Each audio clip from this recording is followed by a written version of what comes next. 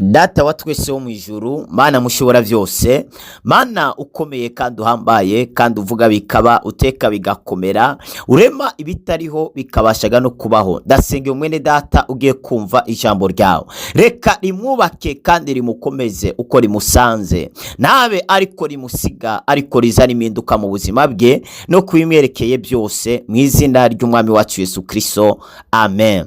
Turabaramukije mwese bakunze b'ikiganiro Haracyariho ibyizigiro. Amahoro y'Imana nakomeze kubana namwe.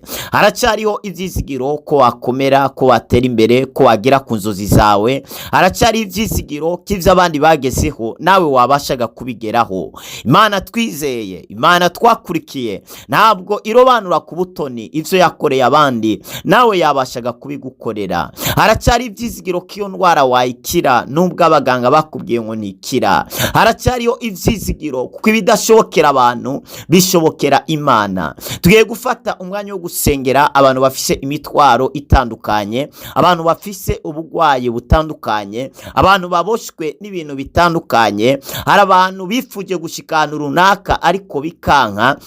Tugiye gusenga Imana ko rabasetereboria. Ndumva hari abantu Imana igira ibohore muri kano kanya kandi ni wowe nyene. Ndumva hari umuntu Imana igira ikiza ubugwayi yaramaranye igihe. Ndumva hari umuntu yaramaze igihe ari mu bushomeri ariko Imana igira imuvane muri ubwo bushomeri binyuze muri no sengesho. Icyo usabwa ni ukwizera. Ndumva hari umuntu atavyaraga agiye kuvyara, masuta kabadegi bakaya. Ndumva hari urugendo rwari rwarahagaze mu buzima bwawe Imana ije kugurura. Ndumva hari umuntu Imana ije kuvana mu busiribateri yaramazimwo, alegi bakaya yaramazimwo igihe. Ndumva hari umuntu Imana ije kuvana mu buzima bwo gupanga. Ndumva hari umuntu Imana ihaye ibikoresho byo kubaka parasera yiwe. Ndumva hari umuntu Imana ramando menemosi bakaya ihinduriye amateka muri kano kanya, kandi uwo ni wowe nyene. Mbere yuko dufata umwanya wo gusenga, reka dusome ijambo ry'Imana mu gitabo cya Zaburi ya 12 umurongo waho ni wa 5. Aravuga ngo kubwo kunyagwa k'umugogwa, kubwo kwitsa umutima k'umukene, ubu nyene ndahagurutse nikoraho agize, ndashira uwo bakanira ahatagira inkomanzi. Ijambo riravuga ngo ahatagira inkomanzi. Hari ahantu hatagira inkomanzi Imana igiye gushira ubuzima bwawe. Hari ahantu hatagira inkomanzi Imana igiye gushira umuryango wawe. Hari ahantu hatagira inkomanzi Imana igiye gushira uruvyaro rwawe.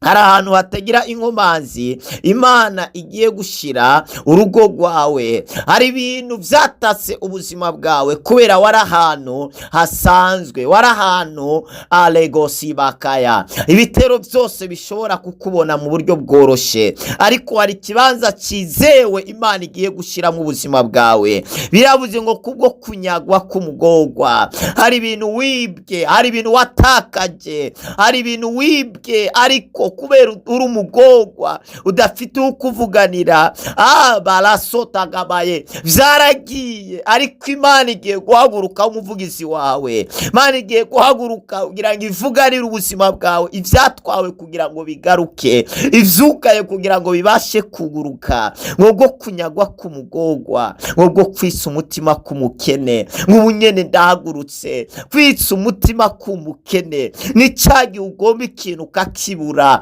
kandi abandi bari kubakibona. Hari ibintu maze uri kurondera bikanka, abafise ababo, abafise imiryango ikomeye bakaronka abavuganira bagashika hariya, ariko naje kubwira ngo Imana igiye guhaguruka kubw'ubuzima bwawe. Hari ahantu Imana igiye kugeza ubuzima bwawe. Hari imiryango Imana ije kugurura mu buzima bwawe. Hari vyari biboshwe Imana ije kubohora mu buzima bwawe. Kiriya kintu wari ukeneye umutima ukitsa, kiriya kintu wari ukeneye utabonaga, hari ukuboko kutagaragara kugiye kukikugezaho. Hari abantu Imana igiye guhagurutsa mutari muzinanye, bagiye guhinduka ubutabazi ku buzima bwawe.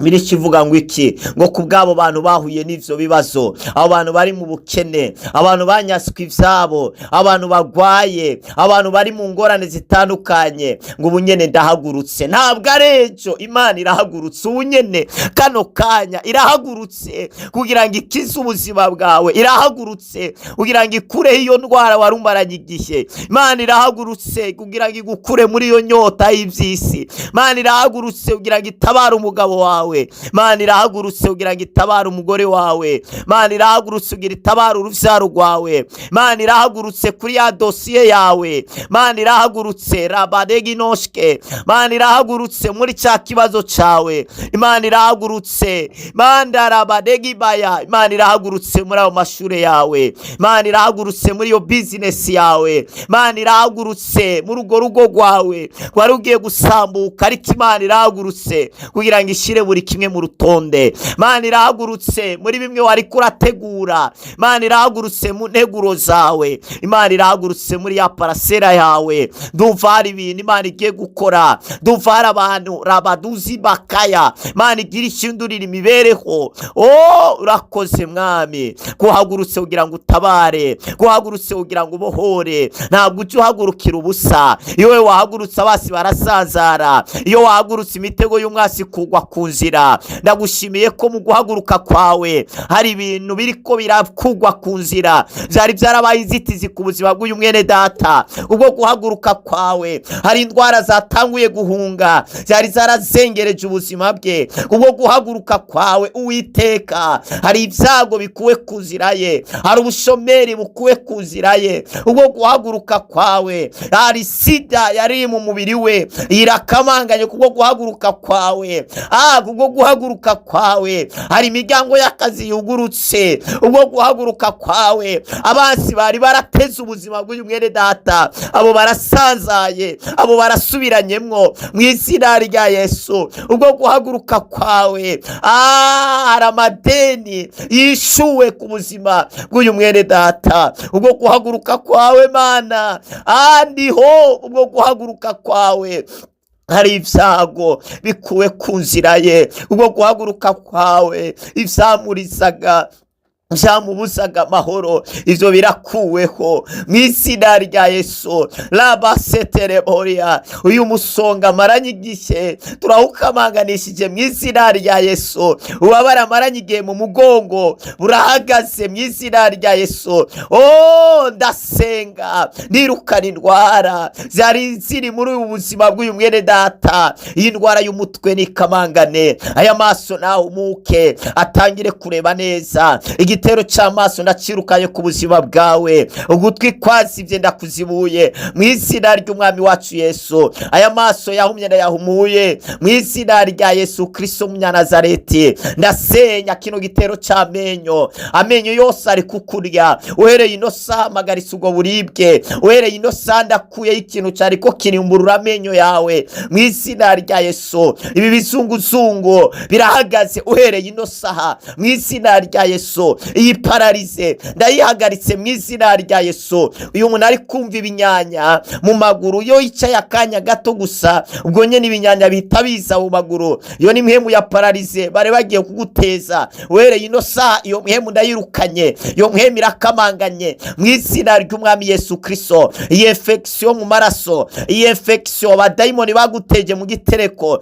iyi infection rabadegi bakaya ni kamangare mu izina ry'umwami wacu Yesu Kristo. Ndabona umudamu amaranye infection, kandi iyo infection yugaye kintu kijanye n'uruvyaro ku buzima bwe. Uhereye ino saha iyo infection irakurekuye mu izina ry'umwami wacu Yesu Kristo. Irakurekuye mu izina ry'umwami wacu Yesu Kristo. Uyu mwaka nyene urahera wibungeze mu izina rya Yesu. Mana y'ubushobozi budasanzwe, nduguruye runo rugendo uyu mwene data abarozi bari baricariye, abadayimoni bari baricariye, yararose pasiporo, aronka ibyangombwa, ariko baca baricarira visa baranga kuyimuha. Uhereye ino saha nduguruye mu izina rya Yesu nahabwe visa.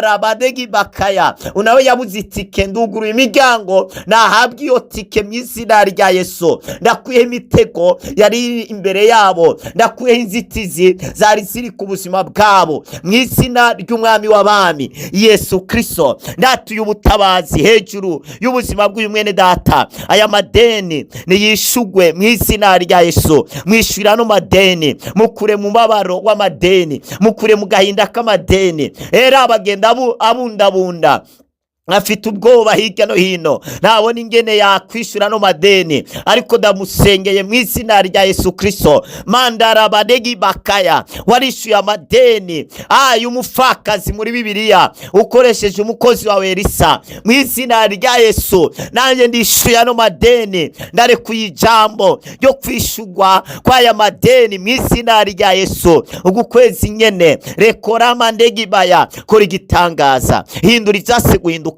Oza amarira abariko bararira, abariko barizwa n'ubushomeri, bavane muri buno bushomeri. Ugura imiryango y'akazi, reka yumve telefoni muhamagara kubw'akazi. Yaradodo yantu ntibakingura mu izina rya Yesu. Rekora mandegi baya, reka yamasuvare dibo sandere boria, reka bamuhamagare kubw'akazi mu izina rya Yesu. Ndugura imiryango yugaye, ndaboye ibiboshwe, urugo rwari rugiye gusambuka nigubakwe mu izina rya Yesu rukomere. Uyu muntu yari ngumba, ndakuye igitero cy'ubugumba, navyara abahungu n'abakobwa mu izina ry'umwami wacu Yesu Kristo. Ndatuye ramando, ndatuye mariage nziza kuri uyu mukobwa, ndatuye mariage nziza kuri uyu musore mu izina rya Yesu. Uyu nawe agomba gukora mariage, nta mafaranga ariko arabona mu izina rya Yesu. Ndahamagaye amafaranga ave mu mpande zine z'isi, amuze ko akora urubanza rwiza mu izina ry'umwami Yesu Kristo. Uyu muntu atwite umwana acuritse, ndamucuruye mu izina rya Yesu,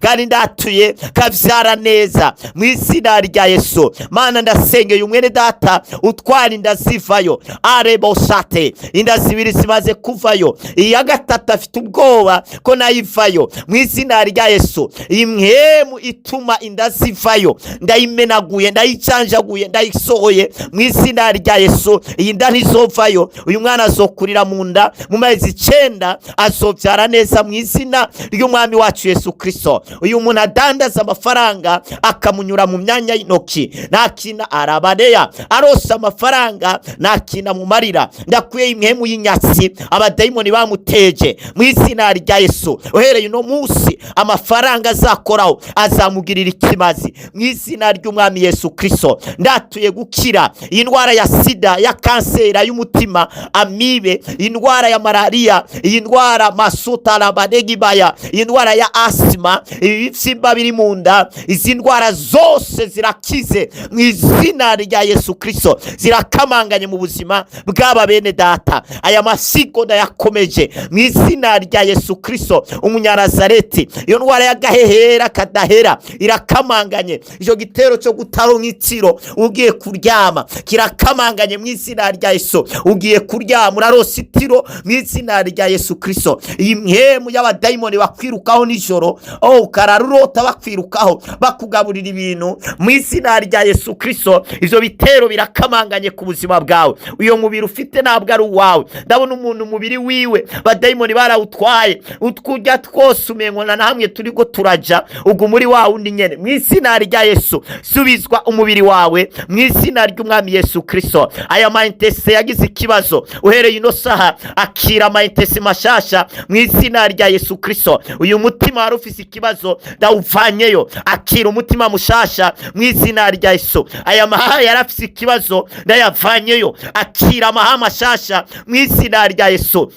Kazalaga banegi bakaya. Uiteka shira abana hatagira inkomanzi. Winu zamura uyu mwene data mwe promotion, zamura umushahara wiwe, agura business yiwe, agura urudandazwa rwiwe, kuraho uruhombo, kuraho inyatsi, kuraho abazimu bateye ubuzima bwe mu izina rya Yesu. Uyu mwuka wo kwisambanya kuri uyu mwene data ni umurekure mu izina rya Yesu. Inyota y'inzoga ni kamangane, inyota y'urumogi ni kamangane cyane mu izina rya Yesu. Nabohoye ubwoko bwawe, abo Satani yatwaye muri gereza barayivamwo mu izina rya Yesu. Ibyo Satani yatwaye ku buzima bwawe arabigaruye mu izina rya Yesu Kristo. Inyenyeri yawe yazimijwe turayakije mu izina rya Yesu. Ngabire zawe zatwawe turazigaruye mu izina rya Yesu. Kuboko k'Umwami Imana reka gusunika ubuzima bwawe, korabanegi bakaya Imana ikuvane mu bupangayi. Ndagusengeye mu izina rya Yesu, Imana iguhesha akazi. Ndagusengeye mu izina rya Yesu Kristo. Akira impinduka ku buzima bwawe, akira impinduka ku mubiri wawe mu izina ry'Umwami Yesu. Ndarekuye ubushobozi bw'Imana bwinjire mu rugo rwawe, buroranye, bushire ku rutonde ibitari biri ku rutonde. Ndarekuye umuriro w'Imana uturira imbaraga zose z'umwijima zagwanyaga ubuzima bwawe. Iyo mpemu irakurekuye, iyo dayimoni irakurekuye mu izina rya Yesu. Ndohereje umuriro, ndaturiye, ndamenaguye ibicaniro by'abadayimoni, ibicaniro byo mu miryango byakubugiye kururanirwa no gutera imbere birakamanganye mu izina rya Yesu Kristo Munyanazareti. Amen. Imana itabaye ubuzima bwawe, Imana irengeye ubuzima bwawe, Imana iguhezagire cyane. Urifuza kubandanya usengerwa, ufise umutwaro, ufise inzozi warose zirakuzazanira. WhatsApp yacu ni +257 65 57 339. Mwarahezagiwe cyane, mwari kumwe na Apotre wa Kristo Glory Shine. Sangiza abandi rino sengesho nabo ryo bafasha. Imana iguhezagire cyane.